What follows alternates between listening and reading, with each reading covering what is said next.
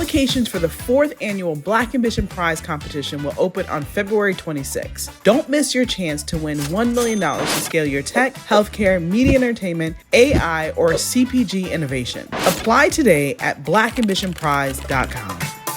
Organization was founded by Pharrell, but we have now almost 100 entrepreneurs with different stories of impact as a result of Black Ambition. And there's a full breadth of stories that we can be telling about who they are, what they will be, and what they will build as a result of the support and infrastructure of the organization. And I love that the storytelling component has extended through the production of a podcast. We have selected your team as the Black Ambition HBCU Early Business Track Grand Prize winner. And we will be awarding your team with $250,000. Oh my gosh, this is crazy! Sherrell and his team developed Black Ambition. It's a nonprofit initiative working to close the opportunity and wealth gap through entrepreneurship. It's ambition at its core, and it's creating environments where Black and Latinx founders are never interrupted again. Literally the first conversation that I had with Pharrell when I came on board was like, Black Ambition needs a podcast. Let's also find really amazing, interesting, full breadth stories of entrepreneurs and our people that have just had really ambitious and audacious moments while they're building things in support of entrepreneurs.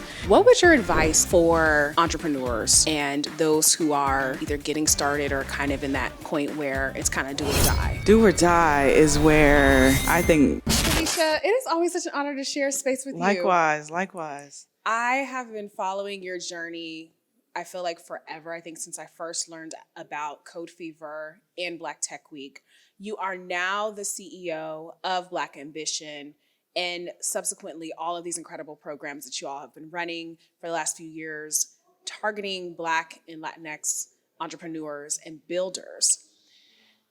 I know the transition from founder to CEO of a company, this one particularly being sponsored by Pharrell, can be a very different kind of journey after building for so long.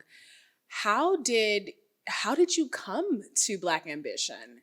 What was that process like? I wish there was like an easy answer to that. It came from a few conversations that led to his chief of staff asking me to come run the company, mostly because I was telling them all the things that they weren't doing right. And the next day I get a phone call like, why don't you come run this thing? And I'm like, run what? She's like, you should be the CEO. I'm like, the CEO of what? And it was a difficult time because we had just rebranded to the Center for Black Innovation, had just brought on 3 really amazing partners that had put some money into that. I knew I was also at a time where I was ready to transition, but the transition was supposed to be at the end of the year. And so it just came at a really interesting time, but it was also necessary, right? And the one thing that, although we had been building the ecosystem, that I had not been able to do was actually directly write checks to entrepreneurs. And that's the thing that everyone likes to skirt around, especially as it relates to Black entrepreneurs. And so it's a continuation in the work in a lot of ways, but it's the thing that entrepreneurs needed the most is what we do at Black Ambition in a number of ways, all right? So it's the capital, of course, it's the community, it's the care, it's the content, like it's so many different things that support those entrepreneurs at the highest level. And the organization was founded by Pharrell, right? And so there's a family legacy in which, like that was a conversation earlier, that we are also, as an organization, building from someone who like had an interesting background, just like many of us, right? Did not see entrepreneurship as a possibility, did not really see it in his community, became kind of like, I would almost say like a reluctant entrepreneur because he was a musician first that just had these dreams and these visions, but then also came to realize the power of like relationships and connections and access that our communities aren't afforded, and being at a level in which it's important to be able to provide those opportunities to others is really what Black Ambition encompasses now. So even though you started this journey earlier than you may have initially thought, it's like the opportunity right there, and then also to kick up all of the work you'd been doing for years, building the ecosystem out in Miami. And then at one point, Black Tech Week was having different events in different cities as well. So there was this sort of like national vision.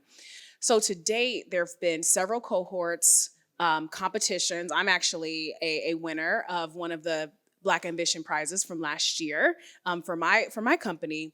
And when you talk about the mentorship, when you talk about the funding and just the entire community that you're building on a national, potentially even international level, It's pretty extensive work. How many cohorts or prize rounds or competitions have occurred thus far? So we're coming up at this point 3 weeks away from announcing the third cohort of Black Ambition Prize. And then at this point, we'll reach 100 entrepreneurs that we've invested in and close to a little over 750 entrepreneurs that we supported through the cohort-style mentorship program over the past 3 years. And we're literally just getting started in a lot of ways. But that's incredible. 750 entrepreneurs in the last 3 years. And that also trickles down into HBCU students. So students who are currently studying and in school who are building out their own ventures. Correct. That's incredible.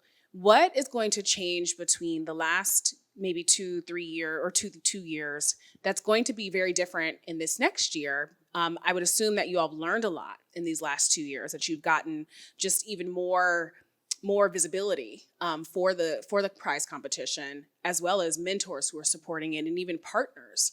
We went to New York and went to the Chanel office to learn about product manufacturing and marketing and everything like that. So what are your hopes for 2023 as you all are welcoming that next cohort? Yeah, I would say some of the most drastic changes have happened in the last year, right? So we learned a lot from year 1 to year 2 about working with HBCUs, working with HBCU students, understanding the additional support that they need to continue the momentum of entrepreneurship. Most of them are going back to campuses that don't have an entrepreneurship program or a co-working space within their city. And so making sure that they have the resources from a continuous standpoint that they need. And then I think every entrepreneur is different as a result of the pandemic. And so there's new challenges, there's new opportunities that have sprouted up that we as an organization also have to make sure that we're supporting them at the highest level. And then from a programmatic support, right? We've added new programming, new aspects of programming, new aspects of our storytelling as well. The organization was founded by Pharrell, but we have now almost 100 entrepreneurs with different stories of impact as a result of Black Ambition. And there's a full breadth of stories that we can be telling about who they are, what they will be, and what they will build as a result of the support and infrastructure of the organization. And I love that the storytelling component has extended through the production of a podcast. And so as we've wrapped up, season 2, which we'll be launching, soon, and looking at the learnings of season 1, the incredible entrepreneurs that you all have supported that have been featured on the podcast, can you share a little bit about anyone who is going to be listening into season 2, what they should expect and why they should be tuning in and hearing these stories of entrepreneurs and leaders who are building? Yeah, it's so funny. Literally the first conversation that I had with Pharrell when I came on board was like, Black Ambition needs a podcast. And then go build it, right? And so it feels really good that it's here. The team has done such a phenomenal job building this set. I think one of the biggest transitions from the year 1 to year 2 is like, let's do video, right? So that people can see the people that they are hearing and the stories that they are following. And then let's also find really amazing, interesting, full breadth stories of entrepreneurs and our people that have just had really ambitious and audacious moments while they're building things in support of entrepreneurs. And so the storytelling is different from year 1 to year 2. The format has been different from year 1 to year 2, but I think the stories that need to be told in the full breadth that are not always deficit frame, that are this, yeah, there are challenges, but then there's massive opportunities that have been created and massive success that has been created too. And we should be allowed to tell successful stories about Black and brown people as well and their most ambitious moments.